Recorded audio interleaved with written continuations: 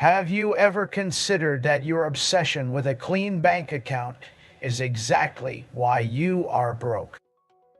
In the sweltering, humid back alleys of Rio de Janeiro, money is not something you respect. It is something you bleed for and occasionally feed to the gods of the underworld.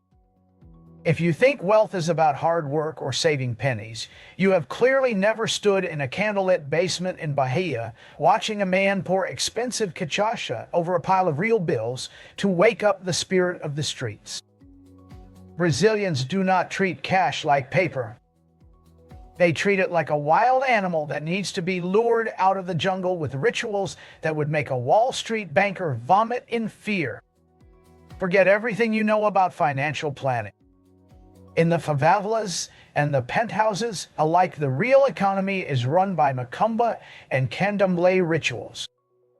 You want to see real money moves?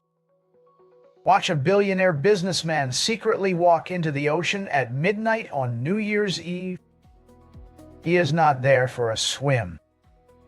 He is throwing gold jewelry and expensive perfumes into the salt water to bribe Yamanja, the goddess of the sea. It is a high-stakes gamble. Give her your luxury goods today so she does not drown your business tomorrow. The smell of cheap cigars and expensive roses fills the air as thousands of people scream into the waves. It is chaotic, it is desperate, and it is how the elite keep their empires from crumbling. But the real grit happens in the kitchen. In Brazil, you do not just earn your bread, you eat your wealth. On the first day of every month, people stand at their front doors with a handful of raw cinnamon. They do not bake with it. They blow that brown dust into their house like they are casting a spell. The air gets thick and spicy, making you cough while you visualize gold coins raining from the ceiling. If your house does not smell like a spice market by noon, you are basically asking for a visit from the debt collectors. And if you are eating lentils on New Year's Eve, you better be stuffing your face like your life depends on it. Every single grain of lentil represents a coin. You swallow them whole. You are literally digesting your future fortune. Now let us talk about the things that will absolutely wreck your flow. In Brazil, if you leave a broom behind a door, you are not just cleaning, you are blocking the path for luck to enter. But the biggest sin is how you handle the physical cash. Never ever hand a bill directly to someone else. It is like passing a hot coal of bad luck. You drop it on the table. You let it hit the wood.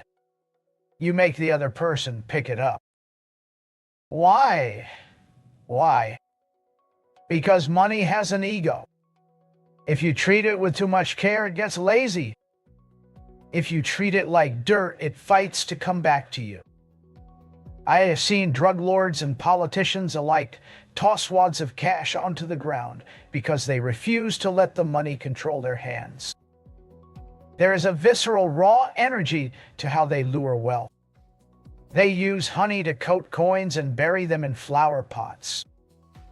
They hide bay leaves in their shoes until the leaves crush into powder under their heels. The sound of rustling paper and the metallic clinking of coins is the heartbeat of the country. It is not about math. It is about an ancient, violent desire to dominate the universe. They do not pray for a raise. They demand it from the spirits. They stain the floors with palm oil and light candles that smell like ozone and sulfur just to make sure the spirits of prosperity know exactly where to find them. Wealth in Brazil is a feast, and if you are not willing to get your hands dirty at the altar, you will be left with the scraps. Turn off your banking app and go find some cinnamon. The spirits are waiting to see if you are brave enough to spend your soul to fill your pockets.